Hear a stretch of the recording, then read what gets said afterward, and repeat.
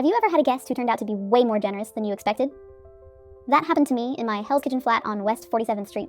The apartment itself is simple. One bedroom, tiny kitchen, narrow balcony that overlooks the traffic and neon chaos of Midtown. It's not glamorous, but people love the location. 10 minutes to Broadway, 20 to Times Square. Perfect for tourists who want to be in the action.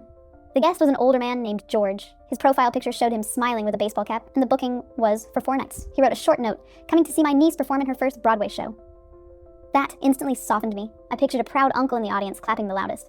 George checked in right on time. He had a rolling suitcase and a carefully folded blazer over his arm. Polite, quiet, nothing unusual. The first night, I barely heard a peep from the unit. I thought, this will be easy. But on the second evening, he texted me. Would it be okay if I use the kitchen? I want to cook dinner for my niece and her friends after the show. Most guests eat out. This is New York after all. But I told him, of course. I made sure the pans were clean and left some olive oil on the counter. When I swung by the next afternoon to drop off extra dish towels, the place smelled incredible. Garlic, onions, something rich and savory, bubbling on the stove. George was in the kitchen wearing an apron he'd brought with him, chopping vegetables like a pro. He explained he used to be a chef before retiring, and cooking for people was his way of celebrating big moments. That night, around 10 p.m., the little flat filled up with people, his niece, 2 castmates from the show, a couple of friends. They were buzzing with post-performance energy, makeup still on, laughing and hugging. George served a full homemade feast. Pasta, roasted chicken, bread he'd picked up fresh from a bakery. I kept expecting the neighbors to complain, but instead, the noise was warm, joyful, nothing like a rowdy party. I stopped by to check things were under control, and George waved me in. Before I knew it, I had a plate in my hand.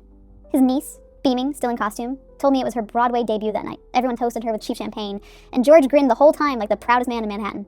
The next morning, I worried I'd find a mess. Instead, the apartment was spotless, dishes washed, counters wiped, trash taken out.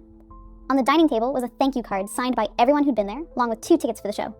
From all of us, the note read, "Thanks for letting us celebrate." I sat there staring at the tickets, honestly stunned. Hosting can sometimes feel like a one-way street, me giving time, energy, and space so strangers can enjoy the city.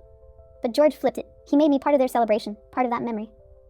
That Friday, I went to the show. I sat in the balcony, ticket in hand, and when George's niece came on stage, I found myself clapping like I was family. So, have I ever had a guest who surprised me with pure generosity? Yes. His name was George, and thanks to him, my little Hell's Kitchen flat once felt less like a rental and more like a family dining room.